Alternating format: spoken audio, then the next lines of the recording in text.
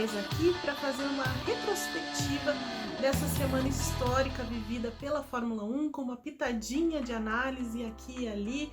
Bem, a gente vai recapitular desde a frustrada tentativa da Fórmula 1 de dar o pontapé inicial para a temporada 2020 lá no GP da Austrália, até o chocante cancelamento do GP de Mônaco.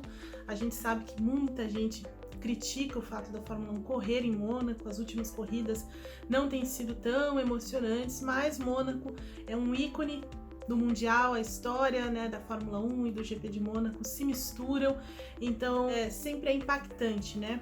Na verdade, as medidas tomadas pela Fórmula 1 frente à crise, né, que o avanço do coronavírus impõe, foram de demoradas, enroladas, atrapalhadas, até medidas drásticas, né? E medidas corajosas também.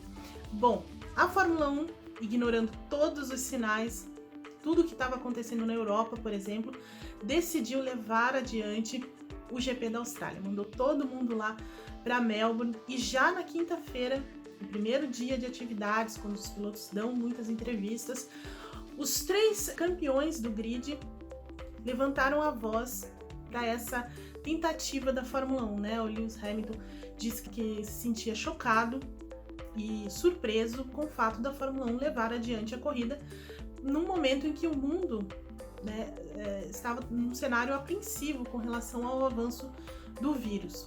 Sebastian Vettel foi na mesma linha, também questionou a posição da Fórmula 1, disse que era justo os pilotos também questionarem. Kimi Raikkonen, que é meio avesso a esse tipo de comentário, de opinião, disse que provavelmente a Fórmula 1 não deveria estar em Melbourne. Então foi com esse clima que as coisas começaram lá em Melbourne e não demorou muito para a McLaren vir com um anúncio dizendo que estava se retirando do fim de semana porque um de seus funcionários tinha testado positivo para o coronavírus e outros funcionários que também tiveram contato com essa primeira pessoa já estavam num isolamento. Então que por conta disso, né, por solidariedade, para cuidar dos seus funcionários, a McLaren estava se retirando do final de semana. Isso acabou abrindo todo um debate sobre será que a Fórmula 1 deveria continuar com o fim de semana ou não. O paddock ficou questionando isso e aí começaram diversas reuniões entre os diretores da Fórmula 1, né, os chefes do Liberty Media, Ross Brown principalmente, porque o Chase Carey, que é o presidente do Liberty Media, o grupo que detém a Fórmula 1, estava no Vietnã, tentando também trabalhar como seria a corrida lá, né?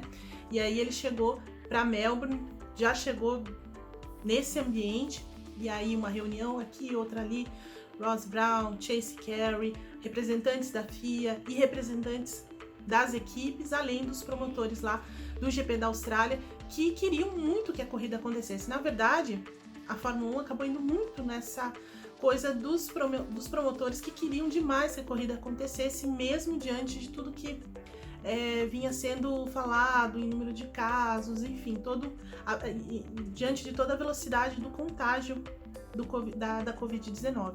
Mesmo assim, eles resolveram fazer, né? E aí essas reuniões foi madrugada dentro, enfim.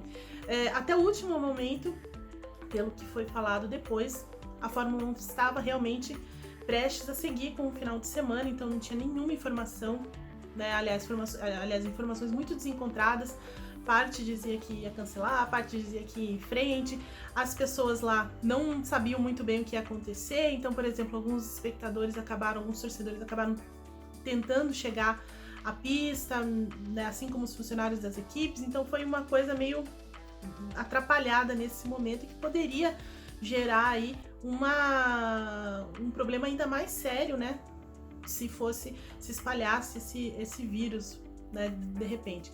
Mas aí um executivo da Mercedes decidiu que não, que o final de semana não poderia continuar e a Mercedes votou contra isso e as equipes acabaram decidindo, e aí veio então a notícia do cancelamento. Quer dizer, demorou muito para tomar a decisão, a Fórmula 1 consultou várias pessoas e foram notícias muito desencontradas, né, levou na verdade 12 horas para sair essa informação de que o GP estava realmente cancelado. Mas é claro que a gente pesa um pouco, por exemplo, uma decisão tomada de última hora, enfim, estava todo mundo lá, não é tão fácil assim, tem toda a questão da logística, dos patrocinadores, uma série de coisas que entram, né, que eles colocam no papel, todo o dinheiro empregado nisso, todo o prejuízo que certamente isso vai ter, então demorou muito, mas enfim, eles acabaram cancelando de última hora, uma postura assim inédita da Fórmula 1, né, cancelar com 2 horas antes dos carros irem para a pista, né? Isso nunca aconteceu, mas já dava o sinal, né, de como esse novo coronavírus age, né, os efeitos que ele causa. Então a Fórmula 1 acabou passando principalmente essa imagem meio atrapalhada de tudo, sem levar todos os itens em consideração. Depois disso, no mesmo dia, né, na sexta-feira mais tarde, eles acabaram também decidindo pelo adiamento então dos GPs do Bahrein e do Vietnã, que seriam os próximos aí na lista. O Bahrein já no próximo fim de semana não vai ter, tudo adiado. Quer dizer, tomaram uma decisão mais rápida do que foi com relação à Austrália. Nesse meio tempo, o pessoal da McLaren lá continuou no isolamento, mas testaram negativo pro coronavírus, enquanto aquele primeiro funcionário deixou de ter os sintomas.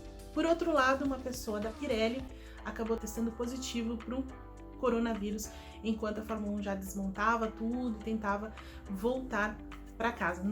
As equipes, na verdade, levaram quase uma semana para chegar em casa, todo mundo, né? Todos os membros das equipes para voltar para os seus países de origem, enfim, levou quase uma semana para fazer tudo isso.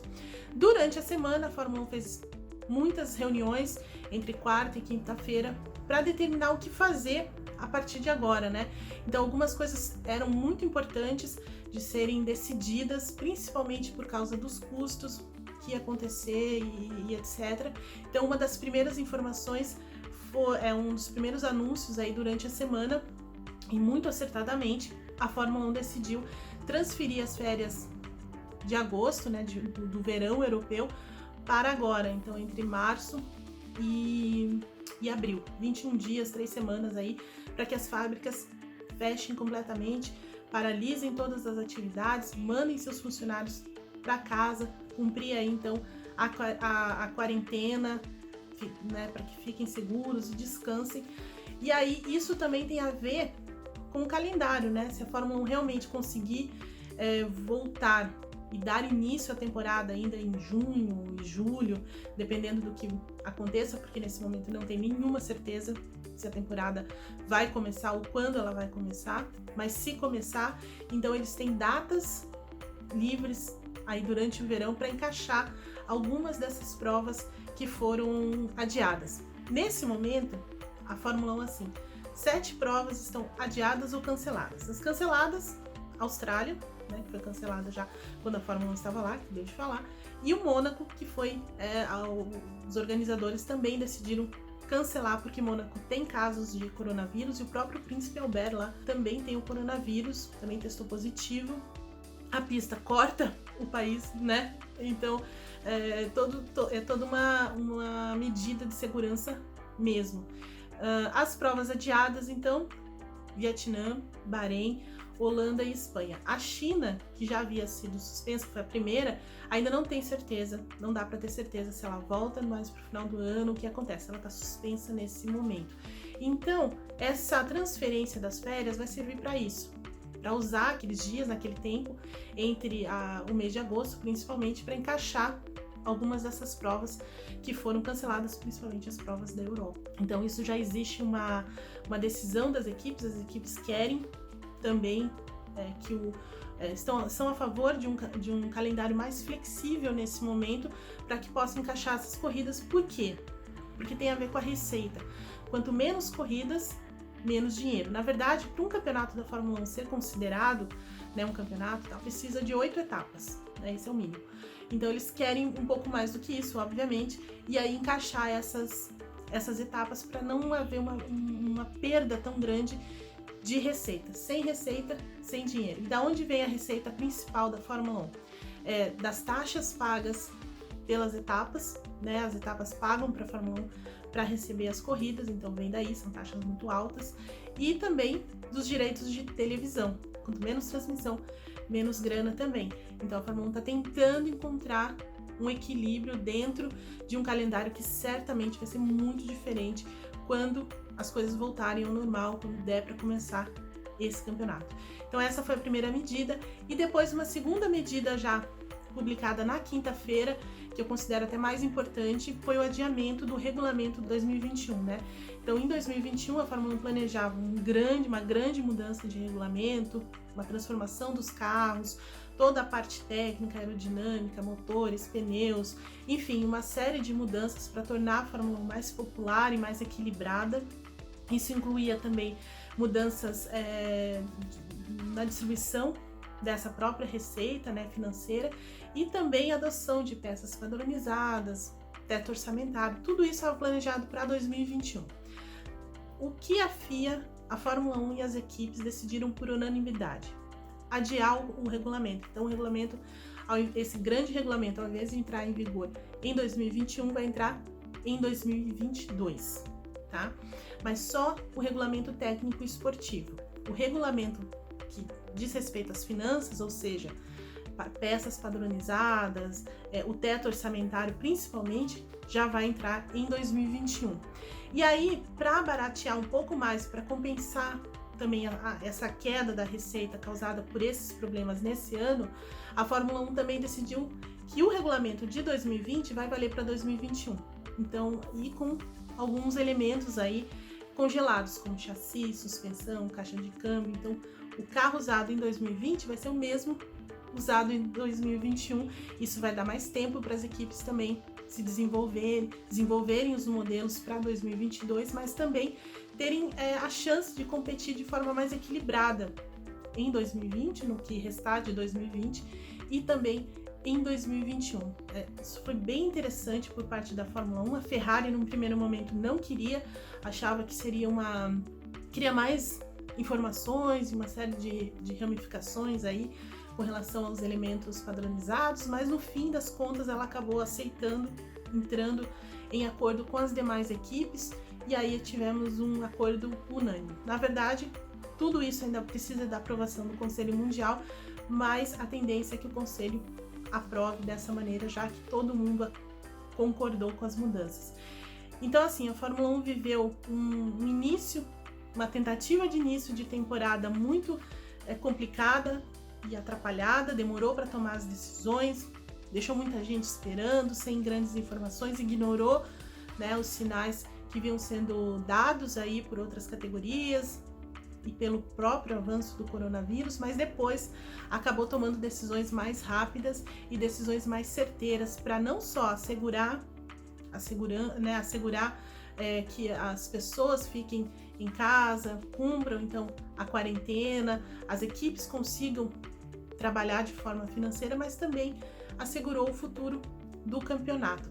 Enquanto isso, só uma última informação, as equipes, principalmente as equipes britânicas, vêm trabalhando com o governo do Reino Unido em equipamentos médicos, né, para tentar ajudar nesse combate ao coronavírus, principalmente com relação a aparelhos, né, para o auxílio respiratório, porque um dos sintomas mais graves aí do Covid-19 é a dificuldade em respirar, né?